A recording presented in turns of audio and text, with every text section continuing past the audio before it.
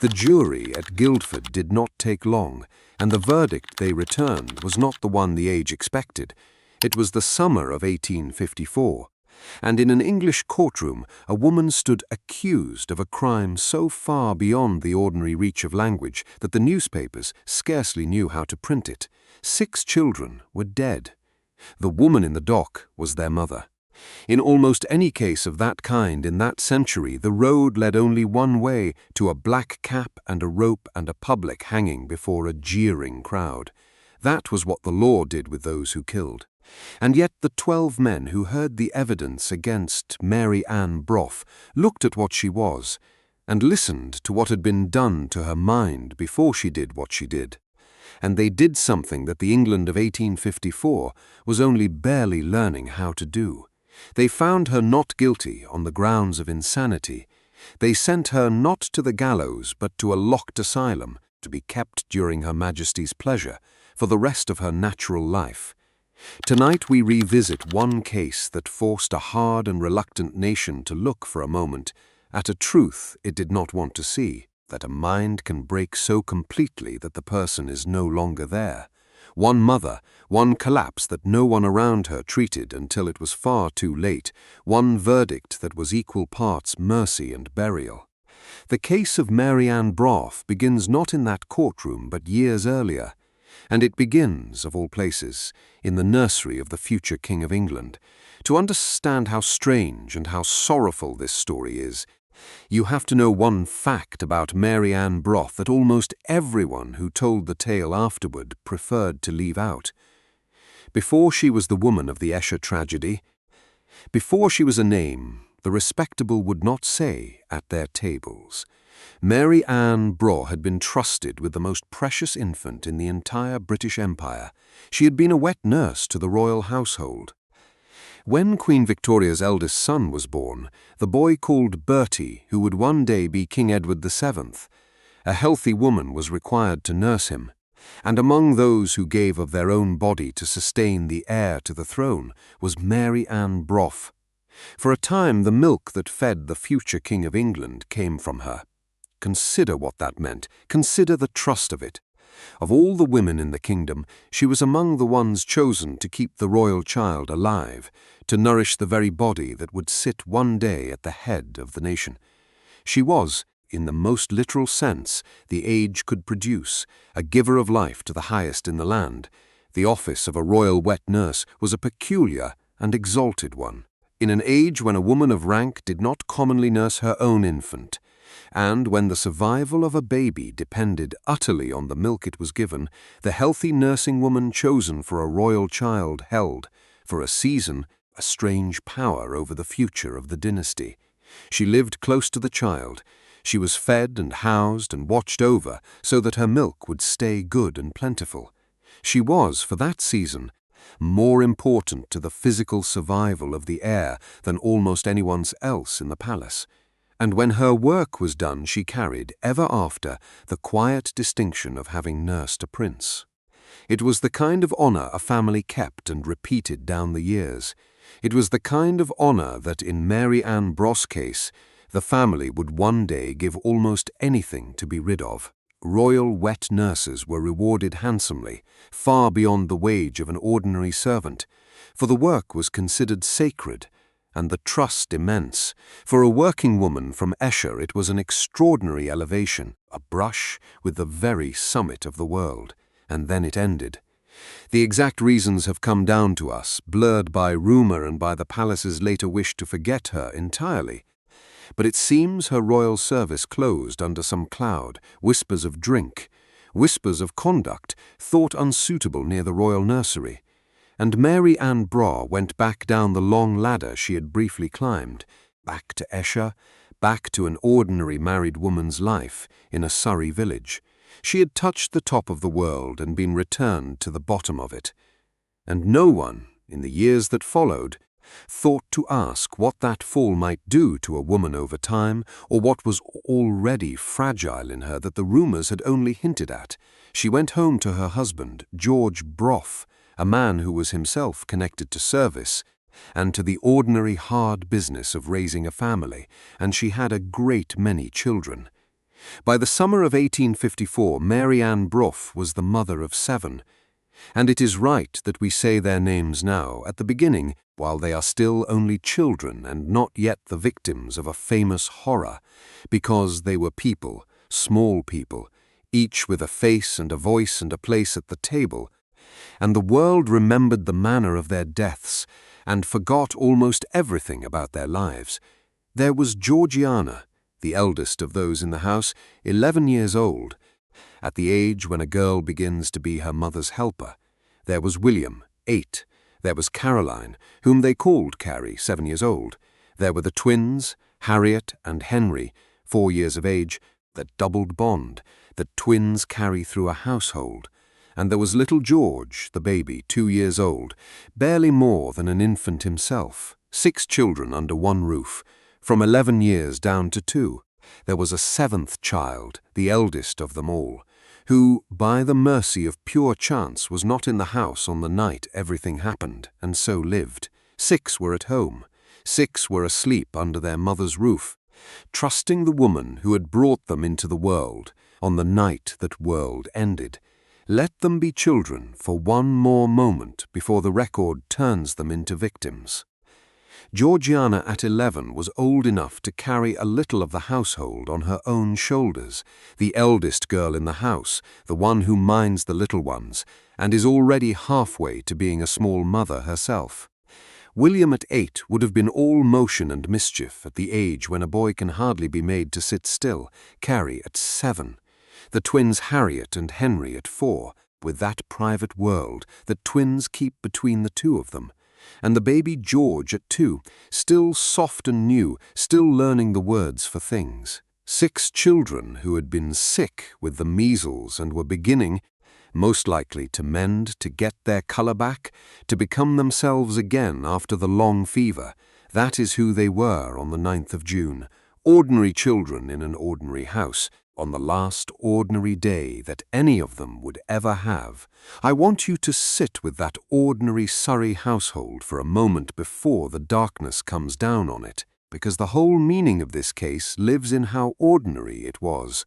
A mother, a clutch of children, a village, the small endless labour of feeding and washing and minding a large family on modest means. There was nothing in it to a passing eye that spoke of catastrophe. Mary Ann Brough was not a woman anyone watched with alarm. She was a mother among mothers, worn by her work as they all were, going about her days. And that is precisely why what was happening inside her went unseen until it was past all stopping, because it looked, from the outside, like nothing at all. If you find value in stories preserved this way, consider liking the video and subscribing to the channel, and let me know in the comments where you are listening from. Now, back to the record. 2 things fell upon Mary Ann Brough in the late spring of 1854, either of which might have bent a stronger constitution, and together they broke her. The first was illness in the house. Her children fell sick with measles. We think of measles now as a childhood nuisance, but in the England of 1854 it was a serious and sometimes fatal disease, and a houseful of sick children meant nights without end, a mother going from bed to bed, cooling fevers, soothing crying, snatching no sleep of her own for night after night after night. Mary Ann Brough nursed her children through their measles the way mothers did, which is to say she wore herself to nothing doing it. She did not sleep. For an extended stretch of days and nights she was awake, watching over sick children, and the human mind is not built to go without sleep indefinitely. Sleep is not a luxury the brain can simply forego. Deprive a person of it long enough, and the mind begins, quite literally, to come apart, to lose its grip on what is real, to slide toward a state that our own age would recognize as a medical emergency, and that hers had no name for beyond a vague talk of nerves. Mary Ann Brough, already carrying whatever old fragility had trailed her since her royal days, was being ground down night by sleepless night into something dangerous, and no one around her understood what they were watching. The second blow came from her husband. The Brough marriage was not a happy one. George Brough had come to suspect his wife of infidelity, and whether his suspicions were just or cruel the record does not let us say for certain, but the consequence is beyond dispute.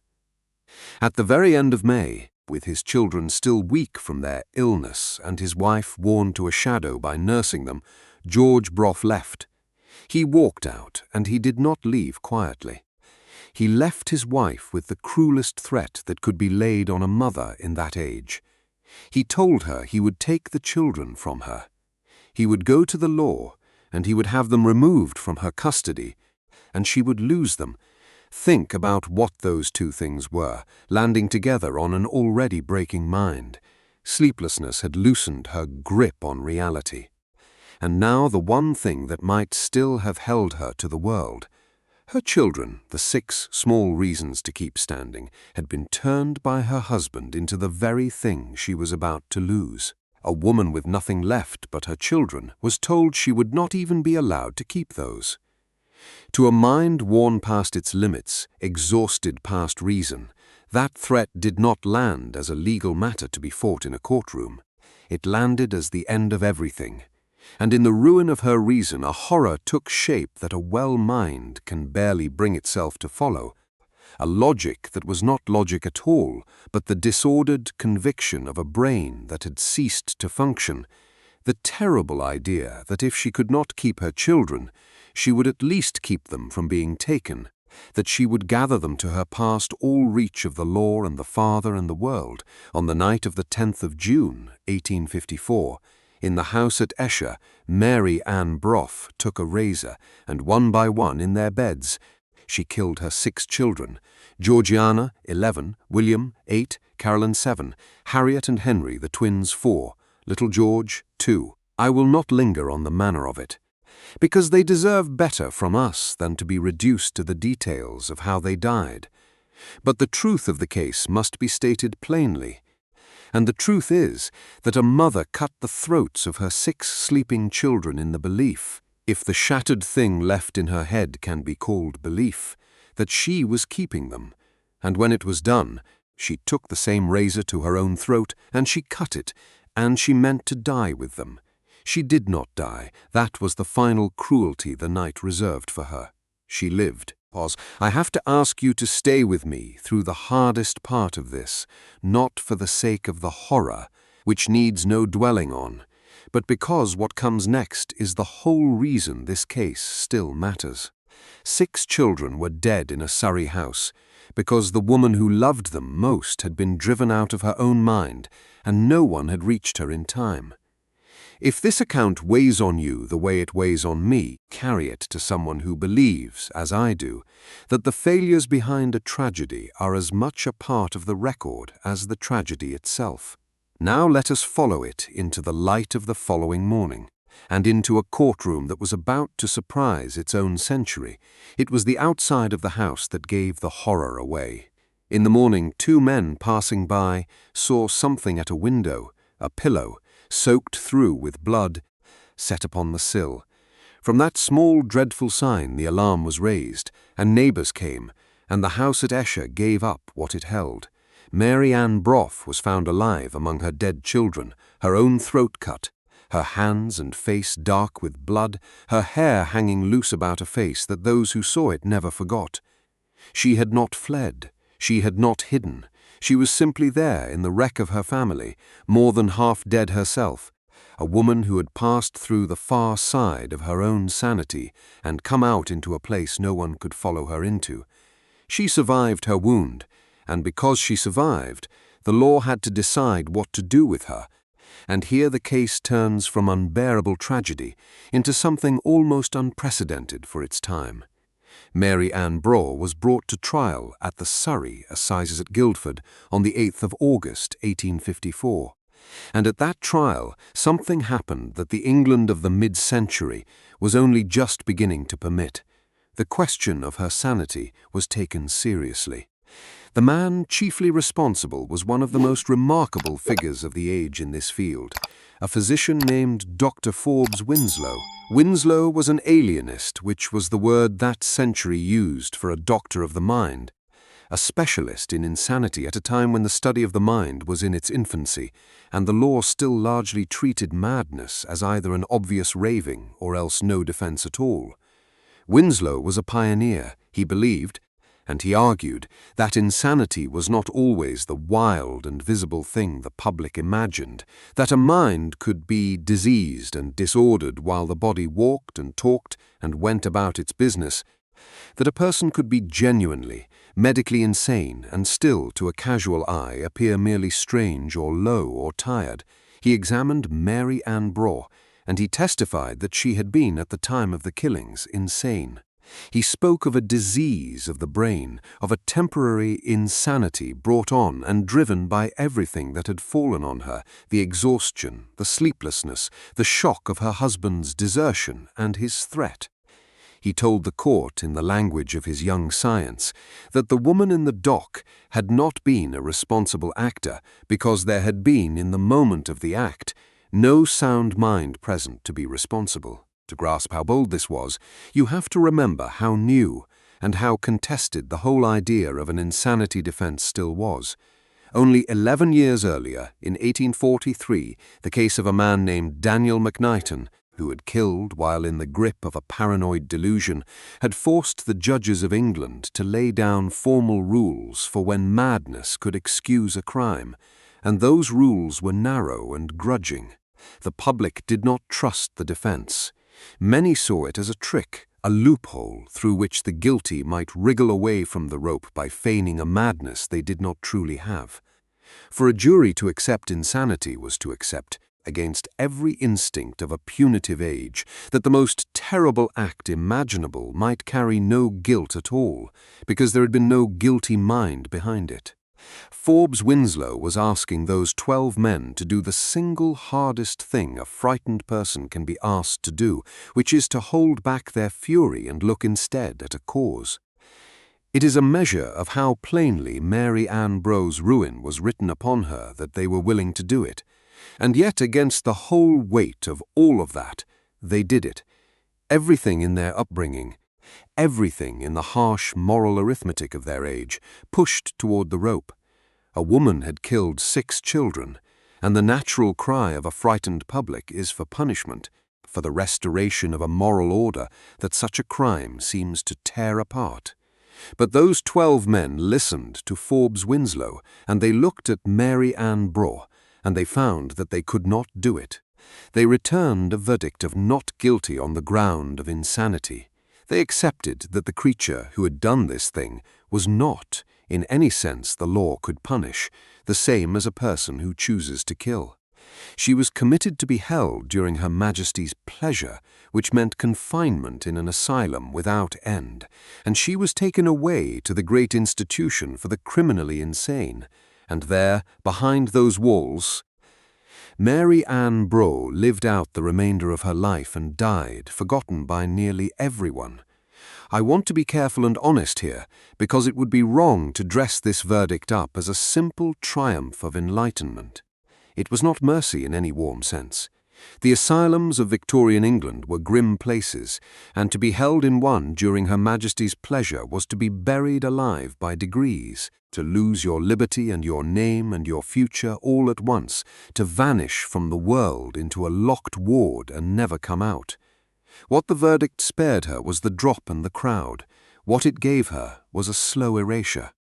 But even so, even granting all of that, the verdict was something new and something important, because it marked one of the moments when English justice began, haltingly, to distinguish between wickedness and illness, between the person who chooses to do wrong and the person whose mind has been destroyed.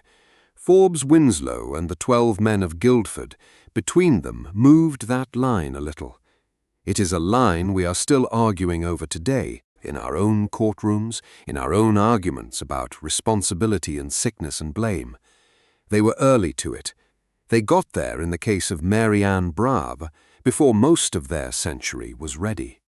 And now we come to the part of this story that is quietly the most damning, and it concerns not Mary Ann Brough, but the palace that had once trusted her with its heir. Remember where this began. Remember that the woman in that dock had nursed the future King of England, had given her own milk to sustain the royal child. That connection, which in a happier story would have been a proud family tale handed down for generations, became, after Esher, something the monarchy wished urgently to forget. The last thing the Crown desired was for the public to link the woman of the terrible Surrey murders with the sacred nursery of the heir to the throne. And so the connection was allowed to fade, to be left out, to slip beneath the surface of the record. The wet nurse of the Prince of Wales was quietly unpersoned, the very institution that had once elevated her, that had reached down and chosen her from among all the women of the kingdom to feed its most precious infant, now had every reason to pretend she had never existed, and it more or less succeeded. For a very long time, the fact that the Esher murderess and the royal wet nurse were the same woman was a thing that dropped out of the popular telling entirely. You can still see the shape of the silence if you look for it. The crime itself was reported in exhaustive and ghoulish detail, as such crimes always were, every wound and every room laid out for a public that could not look away. The royal connection, which any editor of the day would have known, was the single most sensational fact in the whole affair, is strangely muted, strangely absent, in a way that does not tend to happen by accident when a story has a detail like that available to it.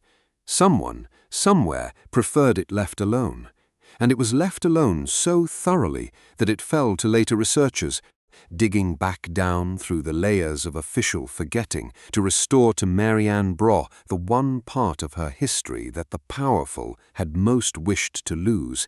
There is the deepest irony of the whole case, and it is not a comfortable one. The woman who had been chosen to give life to the highest child in the land was the woman who took the lives of her own 6 children. The nurse of a king became the killer of her own. And the system that had used her when she was useful, that had put the royal infant to her breast and paid her handsomely for the privilege, had no interest whatsoever in her, once she became a horror rather than an asset. She was lifted up when the crown needed her body, and she was erased when her existence became inconvenient. Nobody at the palace asked, when the rumors ended her service, what became of the woman they let go. Nobody in Esher, in the sleepless weeks of measles and desertion, saw a mother being ground into pieces and thought to intervene. Mary Ann Brough was surrounded, her whole life, by institutions and people, who noticed her only when she was of use to them, and who looked away at every point where looking closely might have cost them something or saved her. What does this case reveal about the world that produced it? It reveals a society with no idea what to do with a mother whose mind was failing and no wish to learn until a courtroom forced the question upon it. There was, in 1854, no help for a woman in Mary Ann Brough's condition. There was no understanding of what sleepless nights and shock and exhaustion could do to the mind of a mother, no word yet in common use for the collapse that could follow childbirth and child-rearing, pushed past all endurance, no doctor she could have been taken to before the catastrophe rather than after it. We have words for it now. We speak of postpartum illness, of the psychosis that can rise in a mother whose body and mind have been driven past their limits by childbirth and sleeplessness and strain, a genuine medical emergency in which a loving mother can be seized by convictions and terrors that have nothing whatever to do with her true heart. We know that it is an illness. We know that it can be treated. We know that it is nobody's wickedness. Her century had none of that knowledge. It had only the aftermath, the horror discovered at a bloodied window, and a vocabulary of nerves and low spirits entirely unequal to what had actually been happening inside a breaking woman. The distance between what Mary Ann Brough needed and what her world was able to offer her was the whole distance between medicine and ignorance, and 6 children fell into that gap. The medical understanding that Forbes Winslow brought into the courtroom existed only to explain the tragedy once it had happened. It did not exist to prevent it.